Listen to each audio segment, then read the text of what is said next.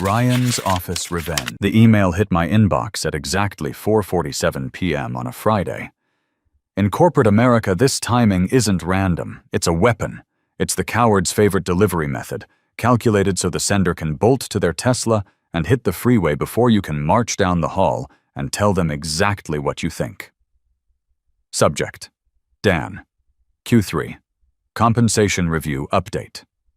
I'm Daniel Parker, 49 years old, and I've been the Senior IT Infrastructure Architect at CyberGuard Solutions for the past 12 years.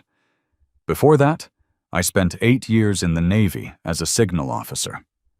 I know a tactical maneuver when I see one. I didn't open the email immediately.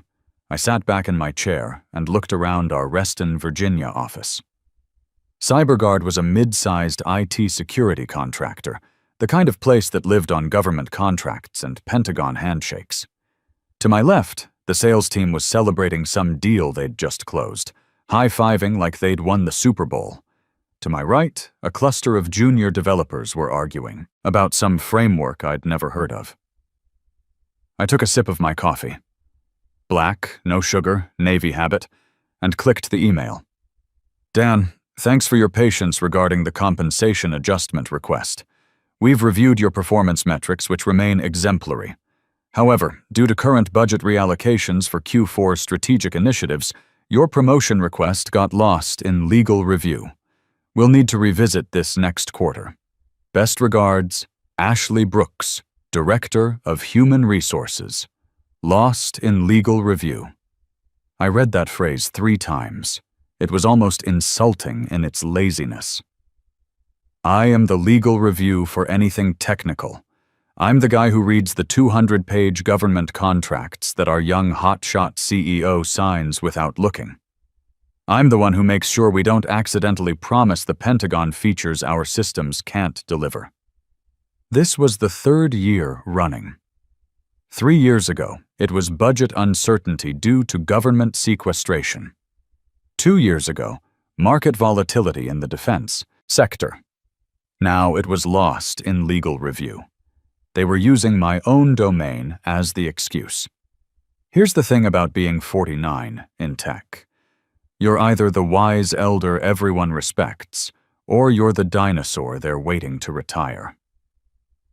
At CyberGuard, I'd apparently become furniture. Reliable, sturdy furniture that keeps the lights on, but doesn't deserve a cost of living adjustment. These people had built their careers on systems I designed. The core network architecture that handled our $65 million in government contracts. I built that from scratch in 2016. The security protocols that got us our DoD clearances. Mine. The disaster recovery procedures that saved us during the SolarWinds panic. All me. But I guess none of that mattered to Bryce Hamilton, our 35-year-old CEO who spoke exclusively in buzzwords and thought synergy was a valid business strategy. I didn't scream. I didn't type an angry reply. I just took off my reading glasses, cleaned them slowly, and felt something click in my brain. Call it military training. But when you're being fired upon, you don't panic. You assess, you plan, and you strike back with precision. I stood up and walked to the back of the office, past the rows of standing desks and motivational posters, toward the secure file room where we kept the original contract documents. Most of our stuff was digital now, but the foundational agreements, the ones with wet signatures from Pentagon brass, those stayed in hard copy in a fireproof safe. I punched in the access code. The heavy door clicked open.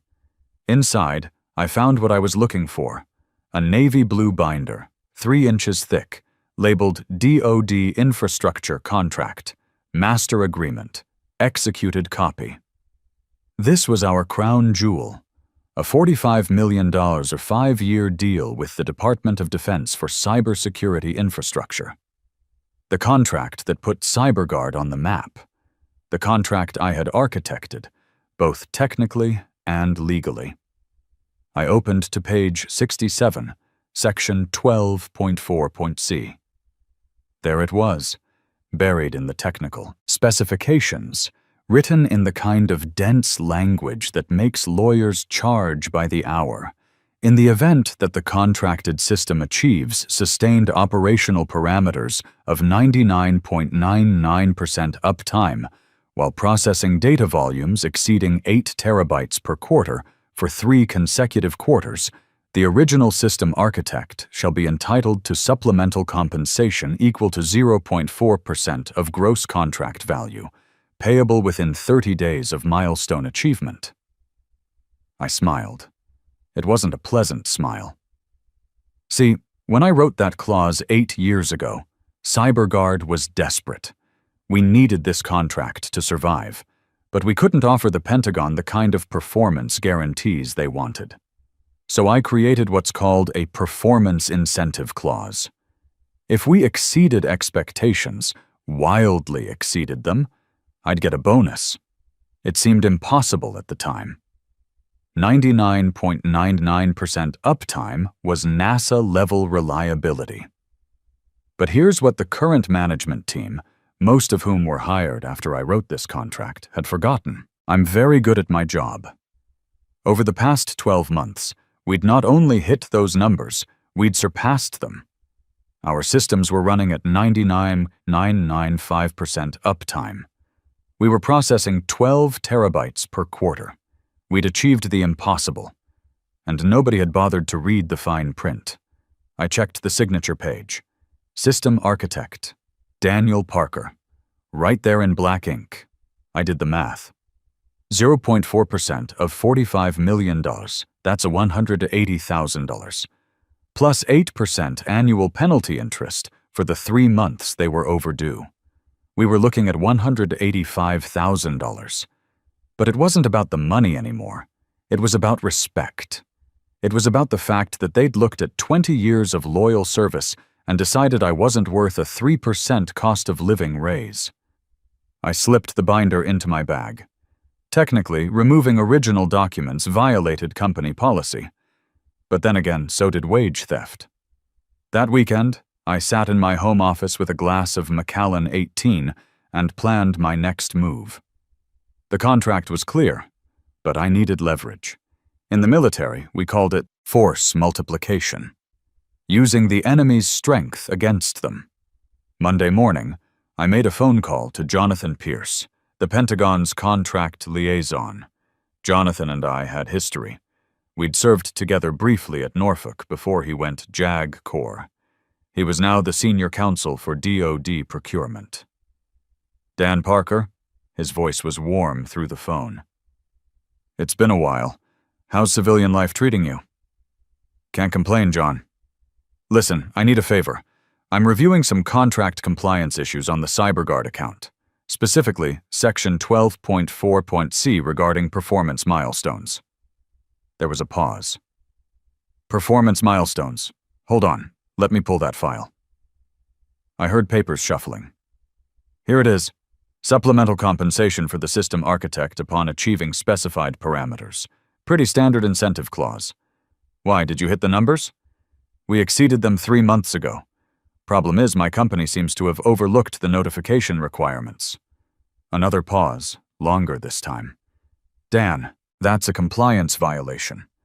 If CyberGuard is in breach of compensation terms to key personnel, that puts their security clearance status at risk. We take personnel matters very seriously in sensitive contracts. I thought you might, I said. I'm going to need to issue a formal compliance review. Standard procedure. Give them 72 hours to respond and provide documentation that all contractual obligations have been met. Appreciate it, John. Dan? Off the record. Nail them to the wall. Tuesday morning at 9:15 a.m., I watched through our glass conference room as Bryce Hamilton received an email marked Urgent, DoD Compliance Review. I saw him forward it to Wade Morrison, our CFO. Wade forwarded it to Paul Stevens, our General Counsel. And at 10:30 a.m., it landed in my inbox. Dan, DoD sent some formal notice about Section 12.4.c compliance. Looks like standard bureaucratic noise. Can you draft a response confirming we're in full compliance? Don't spend too much time on it. Focus on the new GSA proposal. Paul. I stared at my screen. They were asking the fox to guard the henhouse. They had no idea what Section 12.4.c was, and they'd just asked me to certify that they weren't violating it. I hit reply. Paul, I'll research the specific requirements and get back to you. This might take some time to cross-reference with our performance data. Dan. No rush, Paul replied immediately. Handle it when you can. No rush. The Pentagon had given them 72 hours, and Paul was telling me to take my time. I opened a new folder on my encrypted drive and started building my case. I pulled the uptime reports for the past 12 months, rows of green check marks showing 99.995% reliability. I exported the data processing logs showing we'd consistently exceeded 12 terabytes per quarter for 3 straight quarters. I printed the email where Bryce had bragged to investors about our industry-leading performance metrics. I also pulled up the employee handbook section about Retaliation, California. Law was very clear about protecting employees who assert contractual rights regarding their own compensation. If they tried to fire me, they'd be looking at treble damages and a wrongful termination suit. Wednesday came and went. Nobody mentioned the Pentagon compliance review. Bryce was off at some conference talking about digital transformation. Wade was buried in spreadsheets trying to find budget cuts for Q4. Paul was probably on a golf course somewhere, completely oblivious to the ticking time bomb in his inbox. Thursday afternoon, 72 hours after the Pentagon's deadline, I still hadn't sent the compliance response. Because technically, we weren't in compliance. Technically, CyberGuard owed me $185,000. At 5:01 p.m., my phone buzzed. Text from Jonathan. Radio silence from CyberGuard. Initiating formal review. This will get interesting. I spent Thursday evening at my workbench in the garage, restoring a 1967 Mustang I'd been working on for 2 years. There's something therapeutic about turning wrenches when you're planning corporate warfare. Every bolt had its place. Every system had its function. Unlike the corporate world, cars made sense. When something broke, you could see it, fix it, and move on. My phone rang around 9 p.m. It was my buddy Steve from the old Navy days, now working private security in D.C. Danny boy, heard through the grapevine that some defense contractor might be getting a surprise audit. Wouldn't happen to know anything about that, would you? Might have heard something, I said, adjusting a carburetor. Word travels fast in government circles, faster than you think. My contact at DoD says they're not happy about personnel compliance issues, something about systematic underpayment of key technical staff. That's the kind of thing that makes contractors lose their clearances. Hypothetically speaking, what would happen to a company that lost its clearances? Death sentence for a defense contractor.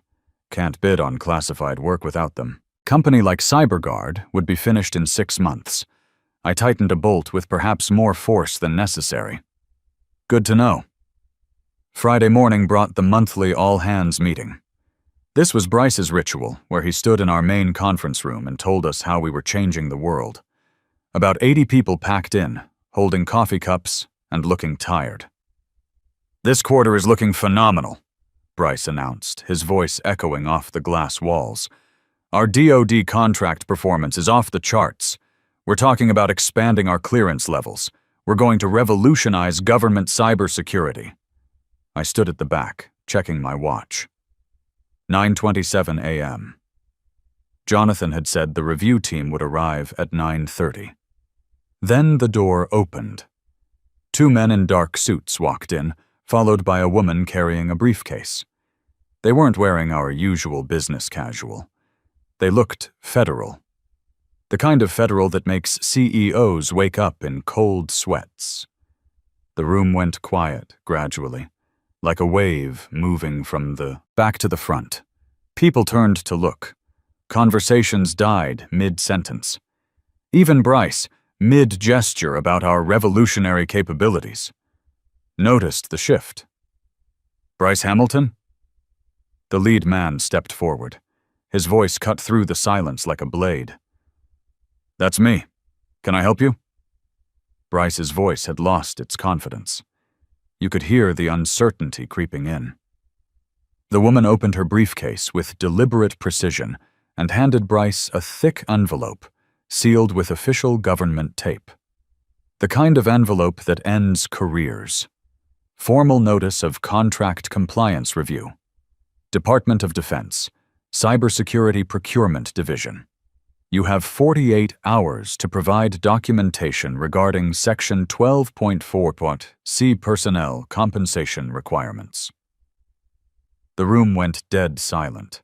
You could hear the air conditioning cycling on. Someone's coffee cup clinked against a saucer. "What is this?" Bryce's voice cracked slightly. He was holding the envelope like it might explode.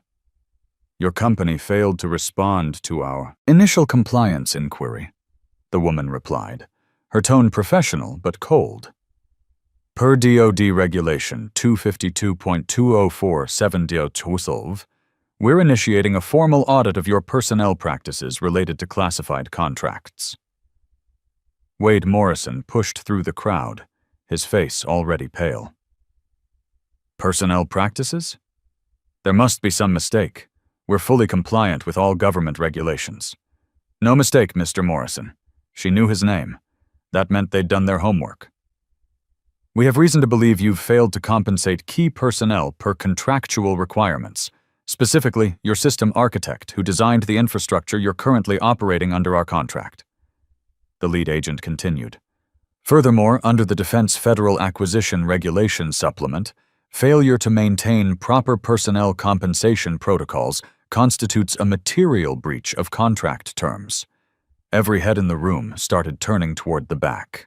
People were looking around, trying to figure out who the system architect was. I stayed perfectly still, arms crossed, watching the show. "This is some kind of misunderstanding," Bryce stammered. "We can clear this up. Who exactly are we supposed to have underpaid?" The woman consulted her tablet. "Daniel Parker, Senior IT Infrastructure Architect. According to our records, Mr. Parker designed and implemented the cybersecurity framework that's been operating at 99.995% efficiency for the past 12 months, triggering compensation milestones outlined in Section 12.4C of your master agreement." Now, every single person in that room was staring at me. Marketing interns who'd never spoken to me, sales guys who barely knew my name, junior developers who thought I was just some old guy who fixed their network problems. I pushed off the wall and walked forward through the crowd. People stepped aside like I was Moses parting the Red Sea. My footsteps echoed in the absolute silence. "Dan!" Bryce called out, his voice desperate. "What's this about?" "What section?" Stopped about 10 feet from the stage and looked up at him. "Section 12.4.C. Bryce. The Performance Milestone Clause." Performance milestone? He was still holding the envelope, but now his hands were shaking slightly. I pulled out my phone and read directly from my notes. "Supplemental compensation equal to 0.4% of gross contract value upon achieving 99.99% uptime and 8 terabytes per quarter, processing for 3 consecutive quarters." The color drained from Wade's face. Paul Stevens, who had just arrived late to the meeting, looked like he'd seen a ghost. "We don't pay bonuses for doing your job," Wade snapped, trying to recover some authority. "It's not a bonus," I said quietly, my voice carrying in the silent room. "It's contractual compensation. We hit those milestones 3 months ago. The contract requires payment within 30 days of achievement. You could have heard a pin drop, 80 people holding their breath, waiting to see what happened next." "How much?" Bryce whispered. $185,000 we'd made, a sound like someone had punched him in the stomach. $185,000? That's ridiculous. We never agreed to that. I reached into my jacket and pulled out a copy of the contract, folded to the exact page. I'd been carrying it all week, waiting for this moment. Your signature's right there. Bryce, page 67, section 12.4.c, along with the Pentagon's. It's legally binding. The federal agents watched this exchange with the kind of professional interest that suggested they'd seen this movie before. Finally, the woman spoke. Mr. Hamilton, do you have documentation showing this contractual obligation has been satisfied? We need time to review our records. You've had 3 months, I interjected. In fact, when I requested my cost of living adjustment last week, I was told it was lost in legal review. Interesting choice of words, considering the legal requirement to pay me was already in writing. The lead agent stepped forward. Mr. Parker, have you been compensated per the contract terms outlined in section 12.4.c? No, sir, I have not. He turned back to Bryce. Then CyberGuard Solutions is in material violation of DoD personnel protection clauses. Effective immediately, we're suspending all contract payments pending resolution of this compliance issue. The words hit the room like a physical force. Suspend payments? Bryce's voice went up an octave. That's $3 million per quarter. That'll bankrupt you? The woman finished. Then I suggest you resolve this quickly. We'll expect documentation within 48 hours proving all contractual obligations have been met. She closed her briefcase with a sharp click. Good day, gentlemen. As they walked toward the door, the lead agent paused and looked back at me. He gave me the slightest nod, one veteran to another. Then they were gone, leaving behind a room full of stunned employees and 3 executives who suddenly looked like they'd aged 10 years in 10 minutes. The room erupted. 80 people talking at once, voices overlapping in confusion and panic. Some of the junior staff looked excited. They'd just witnessed corporate theater at its finest. Others looked terrified, probably wondering if their paychecks were about to bounce. But Bryce just stood there on that ridiculous stage, still holding the government envelope, staring at me like he was seeing me for the first time in 12 years. Conference room, he said quietly, his voice barely audible over the chaos. Now. 5 minutes later, we sat across from each other at the polished mahogany conference table. Bryce, Wade, Paul, and Ashley on one side, looking like defendants at a war crimes tribunal. Me on the other side, feeling calmer than I had in months. The silence stretched for almost a minute before Bryce finally spoke. Dan, look, we can work this out. We can approve your promotion request. Retroactive pay increase. Hell, make it 10%. We just need you to tell the Pentagon this was all a misunderstanding.